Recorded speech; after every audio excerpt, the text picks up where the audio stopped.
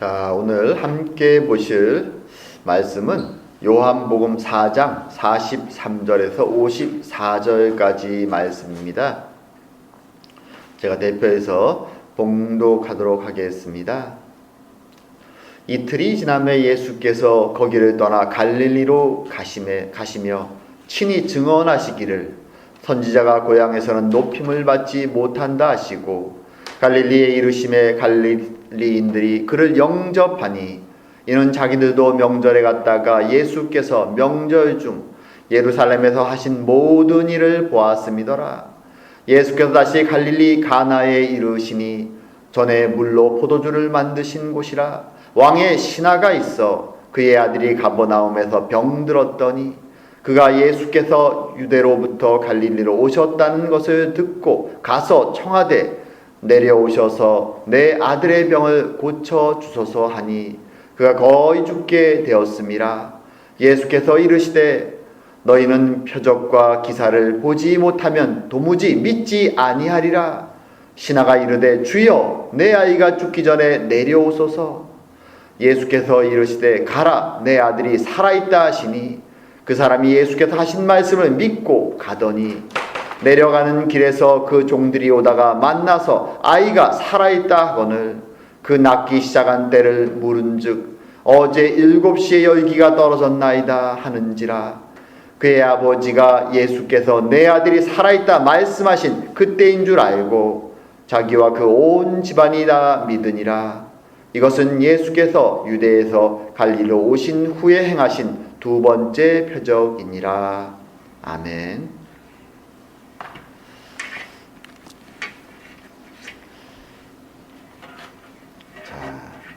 오늘은 두 번째 이적 또는 두 번째 표적 이런 제목으로 말씀을 나눌까 합니다. 자, 우리가 잘 아는 문구 중에 금의 환향이란 말이 있죠. 이 말의 유래는 옛날 진나라가 망하고 한초 군담의 이야기 속에서 초패왕이 이제 전쟁을 끝나고 어떤 면에서 진나라를 이어서 거대한 제국을 다스릴 능력과 힘이 있었지만 그는 고향으로 돌아가기를 원하죠. 그때 한 말이 금의 환향이란 말입니다. 그는 성공한 자로서 고향에 돌아가서 사람들에게 그것을 보이고 싶었던 것이죠. 어떤 면에서 그는 그렇게 큰 야망을 가진 사람은 아니었던 것 같습니다. 고향에 돌아가는 것을 좋아하는 마음이 있었죠. 사실 이것은 그만이 아니라 거의 모든 사람들의 마음이죠. 어린 시절 자라난 고향에 성공해서 기쁜 마음으로 사람들에게 돌아가서 환영받고 싶은 마음, 그것이 누구나에게 다 있죠.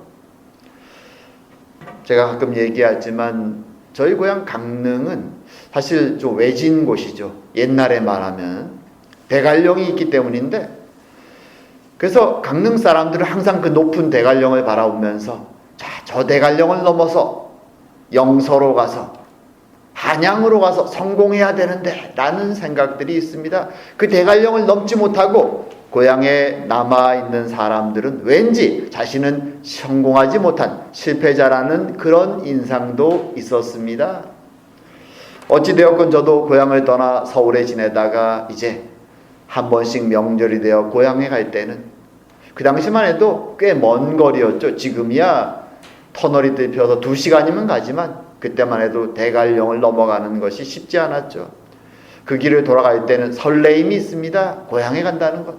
저는 누구처럼 이렇게 성공한 사람도 아니었지만 그래도 고향에 가면 부모님이 계시고 또 친구들이 있고 또 정겨운 산천이 있기에 돌아갈 때 항상 설레임을 가지고 즐거움을 가지고 돌아가는 길이 고향으로 가는 길이었습니다. 오늘 본문에서도 주님께서는 고향으로 이제 돌아가시죠. 오늘 본문에 등장하는 가나는 갈릴리 중에서도 나사렛, 고향 나사렛 바로 옆에 있는 마을이었습니다. 가는 길이었죠. 그런데 이 고향으로 가는 예수님의 발걸음, 그리고 고향 사람들을 만나는 그 만남은 그다지 즐겁지가 않았습니다. 기쁨의 길 이어야 될 것 같은데 예수님이 돌아가는 그 고향으로 향하는 길은 도리어 예수님은 슬프셨고 때로는 분노하기도 하셨습니다. 자, 오늘은 이 즐거운 고향으로 가는 길이 왜 예수님에게는 슬픔과 분노의 길이 되었는가? 그것을 한번 살펴보길 원합니다. 자, 오늘 본문에서 이제 예수님은 사마리아 사역을 마치고 이제 고향으로 돌아갑니다. 갈릴리로 돌아가죠. 그런데 오늘 흥미로운 말을 이 오늘 본문을 기록한 사도 요한이 갈릴리 사역 내용을 기록하기 전에 예수님이 증언하신 내용이다 라고 말하며 마치 이 갈릴리 사역의 표제처럼 제목처럼 한 줄을 인용합니다. 자, 그 내용은 뭐냐 하면 친히 증언하시기를 선지자가 고향에서는 높임을 받지 못한다라는 말입니다. 말하자면 고향 갈릴리로 돌아갔을 때 주님이 그들로부터 환영받지 못할 것을, 존경받지 못할 것을 말하는 것이죠. 사실 누가복음에서도 이런 내용이, 이런 사건이 등장합니다. 그런데 흥미로운 것은 이렇게 표제로, 제목으로 갈릴리 사역에 딱 말하고 있지만 실제로 오늘 우리가 읽은 본문에서는 갈릴리로 갔을 때 사람들은 주님을 환영합니다. 사람들은 주님을 환영하고 있는데 왜 주님께서는 그런 말씀을 하셨고 사도 요한은 왜 그것을 이 갈릴리 사역에 앞서서 표제처럼 사용하고 있는 것일까요? 거기에는 이유가 있습니다. 이유가 실제로 환영하는 것 같지만 그들의 마음은 예수님이 기대하는 환영과는 달랐기 때문입니다. 그 사람들이 예수님을 환영했던 이유가 이어서 언급됩니다. 이렇게 말합니다. 갈릴리인들이 그를 영접하니 이는 자기들도 명절에 갔다가 예수께서 명절 중 예루살렘에서 하신 모든 일을 보았음이라. 자, 6월절에 이제 예루살렘에 올라갔다가 사람들은 많은 것을 목격했죠. 예수님이 제사장들을 야단치는 일, 그리고 기적을 일으키고 이적을 일으키고 많은 사람들이 예수님께 몰려가는 일들을 목격합니다. 그리고 돌아와서 그 이야기를 사람들에게 떠듭니다. 아, 우리 갈릴리 출신, 나사렛 출신의 선지자가 났다. 그는 기적도 일으키고 이적도 일으킨다. 혹시 그가 메시아가 아닐까? 사람들은 그 소문을 떠들고 이제 기다리는 것이죠. 그리고 수개월의 시간이 지나서 주님이 유대와 사마리아의 사역을 마치고 갈릴리로 돌아오자 사람들이 환영합니다. 하지만 그 환영은 주님이 기대했던 환영이 아니었습니다. 그들은 지금 눈에 보이는 기적과 이적에 포커스를 맞추고 주님을 기뻐하고 있는 것이죠. 주님이 그들의 마음속에서 바라는 응답은 그런 모습이 아니었습니다. 그 구체적인 내용이 이어서 나오는 이 왕의 신하의 사건에 더 등장하죠.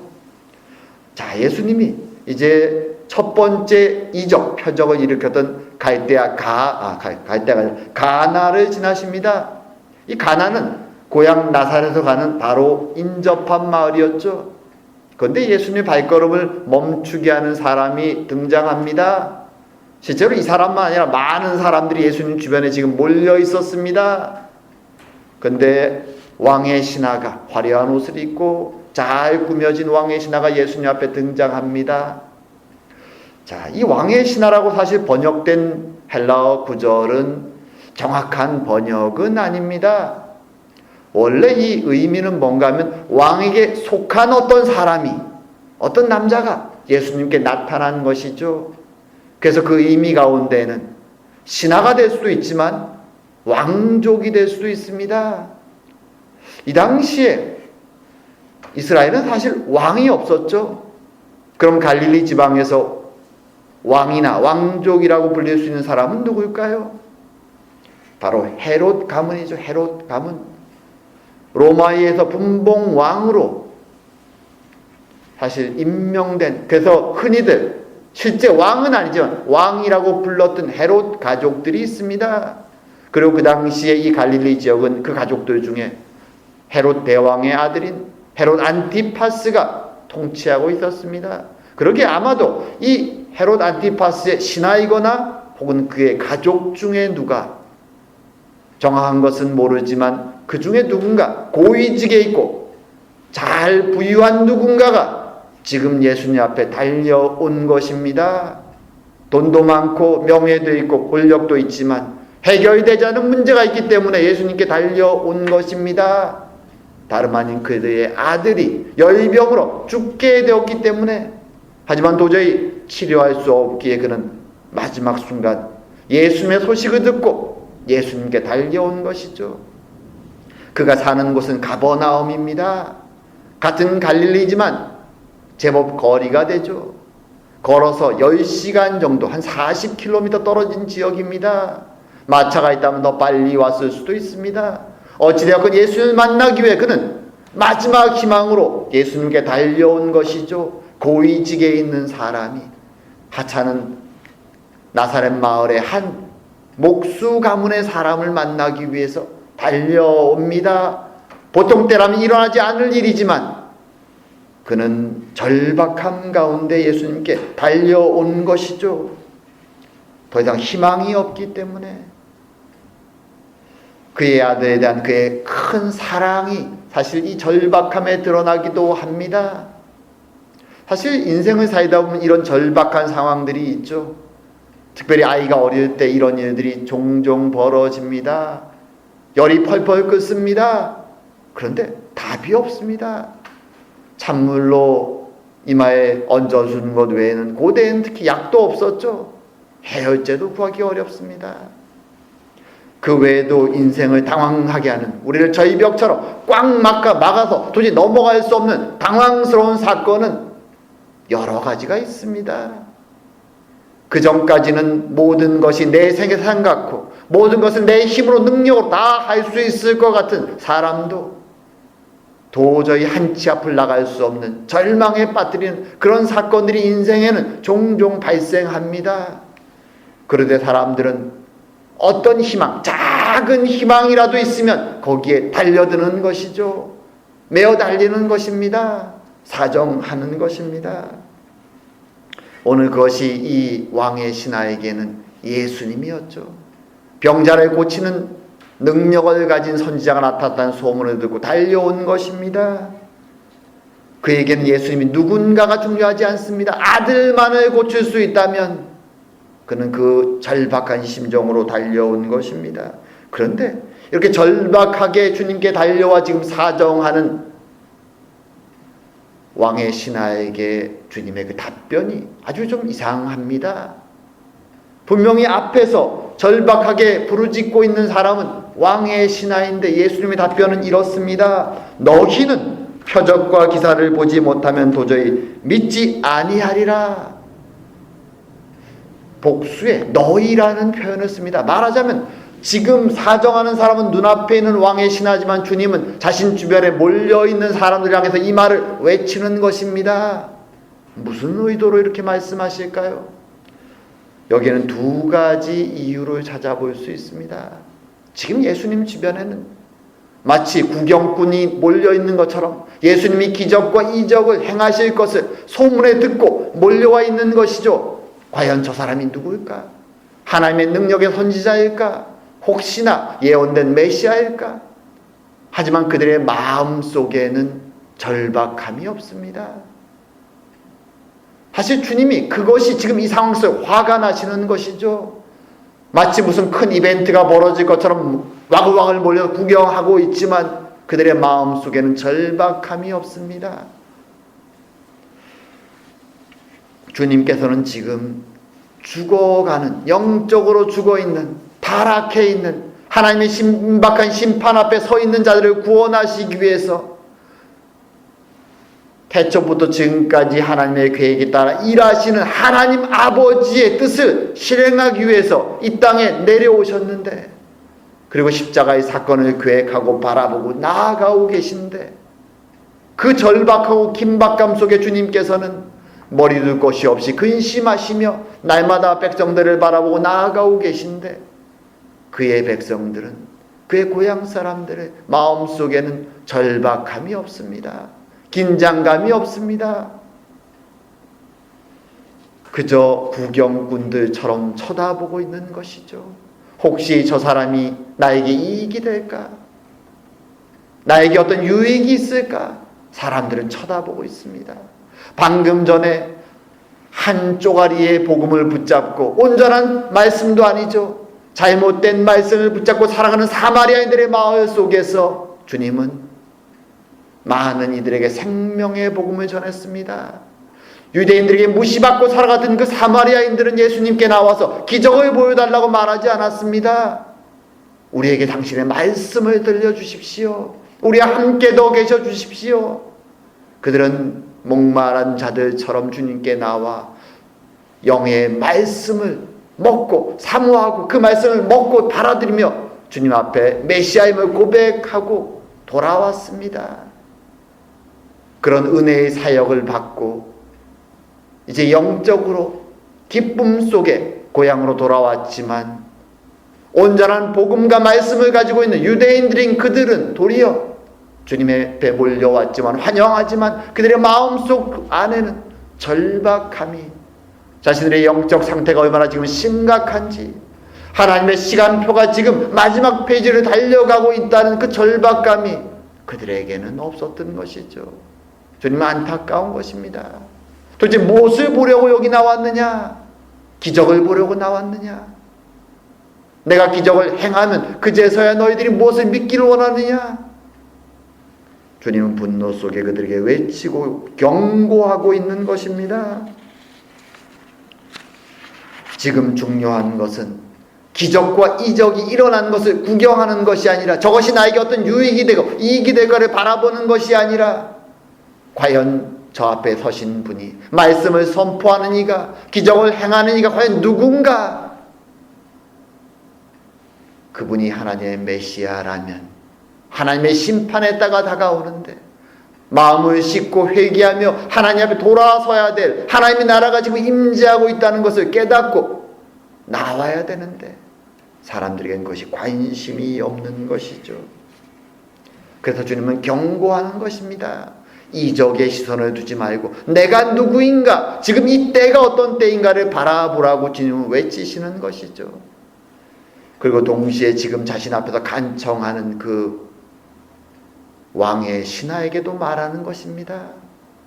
예수님이 누구신가가 중요하지 않고 아들의 목숨을 위해서 그 앞에 나와 있는 자에게 너도 기억하라고, 지금 내가 말하는 이 말의 뜻이 무엇인지, 이적과 기적을 초점을 맞추지 말고 내가 누구인가, 지금이 어떤 때인가, 그것에 시선을 두라고 그에게도 말씀하시는 것입니다.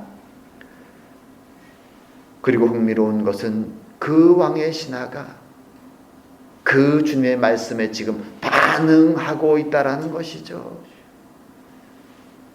그는 주님께 이렇게 다시 답변합니다. 주여!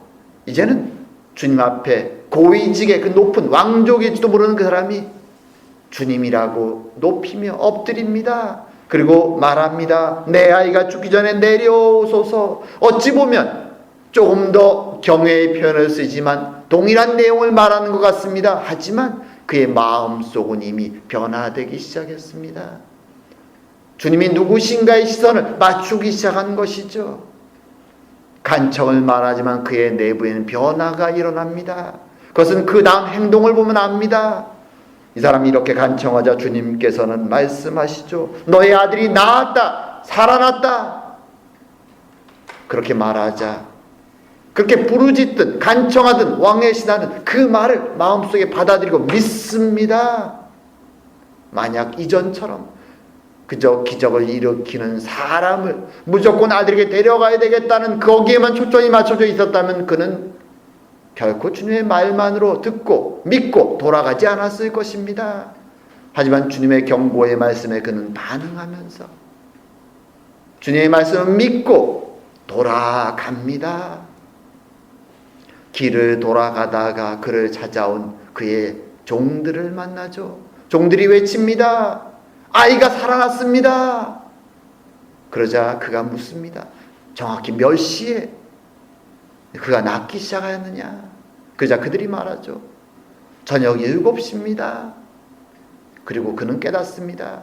주님이 너희 아들이 나았다, 살아났다라고 말한 그 순간이 바로 그 시간이었음을 깨닫습니다. 그리고 그는 돌아가서 그의 아들과 그의 집과 온 집안이 주님을 믿기 시작했다라고 말합니다. 그리고 그것을 보면 사도 요한은 기록합니다. 이것이 두 번째 표적이었다. 바로 구원의 표적이 일어난 것이죠. 주님께서 그에게 원하셨던 믿음의 반응을 그가 보인 것입니다. 처음에 나올 때는 오직 아들의 생명을 구해야 되겠다는 그 일념만으로 지푸라기 잡는 심정으로 주님 앞에 나왔지만 그는 주님의 말씀을 듣고 변화되어 믿고 돌아가 이제는 아들의 생명만이 아니라 자신과 온 가족의 생명이 구원을 받는 은혜를 경험하게 되는 것입니다. 주님은 이 사건을 통해서 우리에게 다시 한번 말씀해 주시는 것입니다. 내가 이 땅에 온 것은 너희들의 물질의 풍요 때문에 온 것도 아니요, 너희들이 로마에서 해방되는 그 해방을 위해서 온 것도 아니요, 지금 영적으로 죽어가는 하나님의 임박한 시간 앞에서 너희들을 구원하기 위해서 왔음을, 내가 누구인가, 이것이 얼마나 절박한 시간인가 깨달으라고 주님은 말씀하고 도전하고 계신 것입니다. 그리고 그 주님의 도전에 응답할 때 그에게는, 그 가정에는 구원의 은혜가 임하는 것입니다. 우린 이 모습을 바라보면서 우리에게 말씀하시는, 우리의 반응을 요구하시는 주님, 이제 십자가의 길을 걸어가시면서 그의 백성들에게 깨어나라고, 반응하라고, 긴장하라고 외치시는 주님의 말씀에 우리도 응답하고 순종하며 주님의 그 구원의 십자가를 믿고 나아가야 되는 것입니다. 처음에는 주님을 향한 작은 믿음으로 나온 자에게 이제 하나님의 치유를 발견하고 더욱 큰 믿음으로 온 가족이 구원에 이른 왕의 신하의 가족처럼 우리도 비록 작은 믿음이지만 순종의 길을 걸을 때 우리는 더 큰 믿음을 발견하고 주님 앞에서 성장하고 자라가게 되는 것입니다. 이제 말씀을 맺을까 합니다. 주님께서는 이제 유다와 사마리아에서 사역을 마치고 고향으로 돌아옵니다. 기쁜 마음으로 돌아오셨지만 그가 마주한 고향 사람들, 겉으로 주님을 환영하는 그 사람들의 중심을 보시고 주님께서는 슬퍼하셨고 분노하셨습니다. 왜냐하면 그들의 마음속에는 주의 시간표에 대한, 주님의 때에 대한, 메시아의 때에 대한 긴박감도, 자신들의 죄의 모습에 대한 비통함도 찾아볼 수 없었기 때문이죠. 오직 기적과 이적을 바라보며 마치 구경꾼들처럼 서서 바라보고 있는 그들의 모습에 주님은 화가 나시는 것입니다. 그리고 그들의 경고의 메시지를 던지는 것이죠. 너희들은 기적과 이적이 아니면 믿을 생각이 없구나, 그것만을 바라보고 있구나. 하지만 오늘 본문의 왕의 신하는 명예와 권력을, 돈을 다 소유한 그지만 주님께 절박한 마음으로 나와서 주의 말씀에 반응하고 믿고 순종하고 돌아갔을 때 그와 온 집이 구원을 얻습니다. 오늘날 우리가 살아가는 이 시대는 역사상 어느 시대보다도 겉으로는 화려하지만 가장 부패된 시절입니다. 주님은 지금 우리에게도 이런 절박한 심정으로 깨어 주를 바라보며 우리의 남은 시간을 살아가라고 말씀하십니다. 주의 말씀에 반응하면서 매일 말씀을 읽고 그 말씀에 반응하면서 깨어 주와 동행하는 삶을 살아가라고 우리의 믿음을 요구하십니다. 비록 쉽지 않은 삶의 길이지만 주님 앞에 믿음으로 반응하며 우리가 나아갈 때 주님은 우리에게 더 큰 믿음의 은혜를 허락하시며 기쁨과 감사의 삶으로 우리의 삶을 인도해 가실 것입니다. 참으로 그런 기쁨과 감사와 은혜가, 그 왕의 신하의 집에 임했던 그 큰 기쁨의 은혜가 우리의 삶 가운데 넘치기를 주의 이름으로 축원합니다. 기도드리겠습니다. 사랑과 은혜의 하나님 아버지, 우리의 인생은 참으로 고통과 고민과 걱정으로 넘쳐날 때가 많습니다. 하오나 오늘 본문의 왕의 신하처럼 그 근심을 끌고 주님 앞에 나와 무릎을 꿇을 때, 주님 주신 메시지에 반응하고 믿음으로 나아갈 때 주님이 우리에게 주시는 그 크신 은혜가, 그 기쁨이, 감사가 넘쳐난다는 것을 우리에게 다시 한번 말씀해 주시니 감사드립니다. 타락되고 힘든 세상이지만 이 세상 속에서 주의 말씀을 붙잡고 주의 말씀에 반응하며 믿음에서 믿음으로 자라가는, 그래야 기쁨에서 감사와 찬양으로 살아가는 저희들의 인생이 다 될 수 있도록 주님 축복하여 주시옵소서. 감사드리며 모든 말씀 예수님 이름으로 기도드립니다. 아멘.